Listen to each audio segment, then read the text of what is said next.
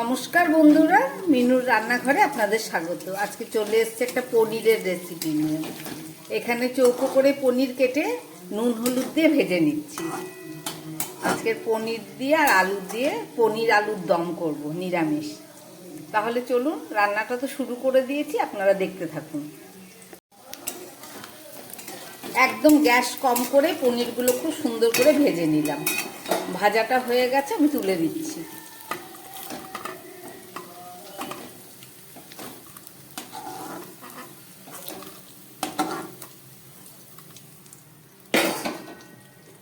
এই তেলের মধ্যে, এটা সর্ষের তেলে পনির ভাজলাম, এবার আরো কিছুটা সাদা তেল দিয়ে দিলাম।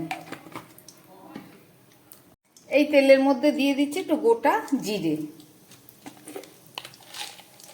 সঙ্গে দিয়ে দিচ্ছি একটু গরম মশলা, এলাচ আর লবঙ্গ, সঙ্গে দিয়ে দিচ্ছি দুটো তেজপাতা,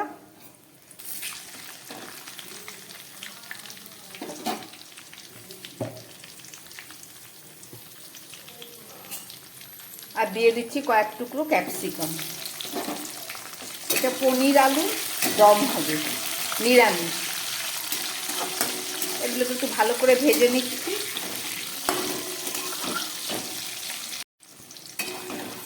ক্যাপসিকামটা একটু ভেজে নিলাম। আবার এখানে কিছুটা আলু আমি কেটে সিদ্ধ করে নিয়েছি হালকা নুন দিয়ে। এই আলু সিদ্ধটাকে এর মধ্যে দিয়ে দিলাম, দিয়ে এবার খুব ভালো করে আমি এটাকে ভেজে নেব।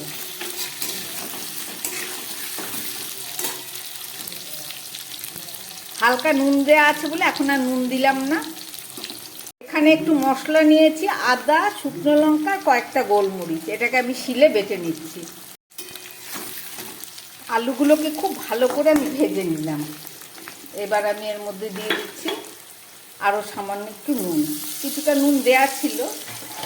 আর দিয়ে দিচ্ছি একটু বাটা হলুদ, গোটা হলুদ শিলে বেটে নিয়েছি।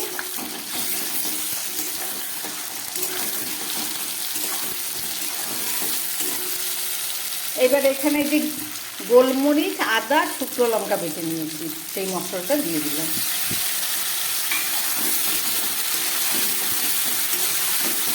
যেহেতু নিরামিষ এটা, এখানে আর পেঁয়াজ রসুন চলবে না।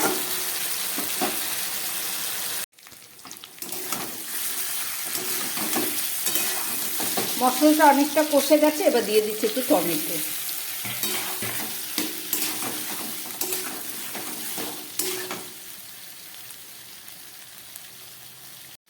এবার দিয়ে দিচ্ছি 1 চামচ জিরের গুঁড়ো।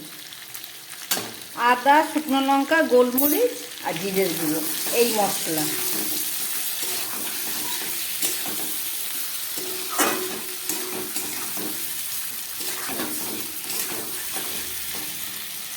মশলাটা কষতে কষতে আমি একটু এখানে কাজু ভিজিয়ে রেখেছি 4-5টা মতো, 5-6টা মতো।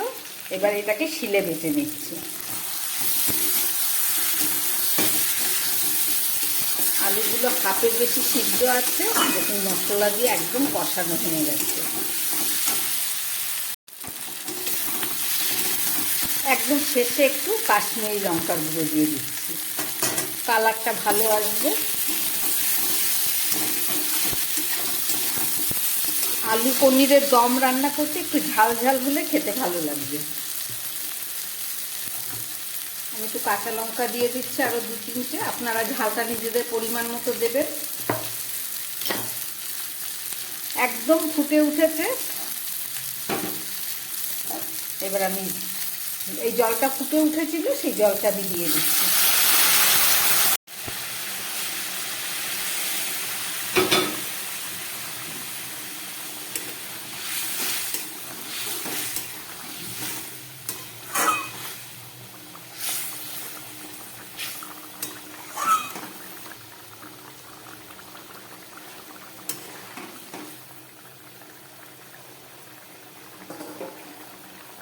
এবার এখানে ভেজে রাখা এই পনিরগুলো আমি দিয়ে দিচ্ছি।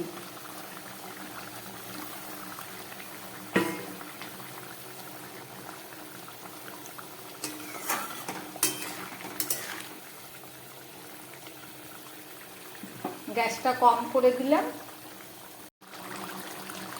এবার আমি একটা ঢাকা দিয়ে দিচ্ছি। সিদ্ধ করা আলু বেশিক্ষণ লাগবে না, 5 মিনিট মতো হোক। একদম গ্যাস কমিয়ে দিলাম, তারপরে ফেরত এসে দেখাচ্ছি। কাজু বাদামটাকে আমি একটু ভেজে নিচ্ছি, পনিরের মধ্যে দেবো বলে। ভাজাটা হয়ে গেছে, ঢাকাটা খুললাম।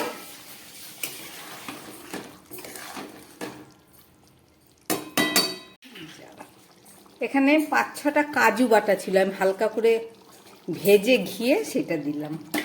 দারুণ একটা ফ্লেভার আছে নিরামিষ তরকারিতে এইভাবে কাজু বাটা দিলে পরে। রান্নাটা আমার প্রায় হয়ে এসছে, সব শেষে দিয়ে দিচ্ছি 1 চামচ ঘি। অনেকে পনিরের তরকারিটা একটু মিষ্টি পছন্দ করে, আপনারা যদি চান একটু দিতে পারেন, আর না চাইলে দেবেন না। আমি খুব সামান্য একটু চিনি দিয়ে দিচ্ছি, হালকা মিষ্টি মিষ্টি লাগবে।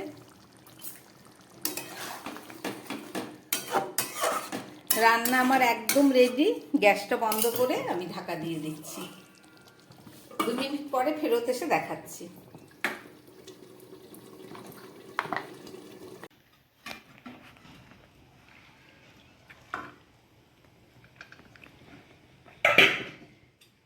রান্না করলাম নিরামিষ পনির। কিভাবে রান্না করলাম? পনির আলুর দম কিভাবে রান্না করলাম দেখলেন। আশা করি আপনাদের ভালো লেগেছে।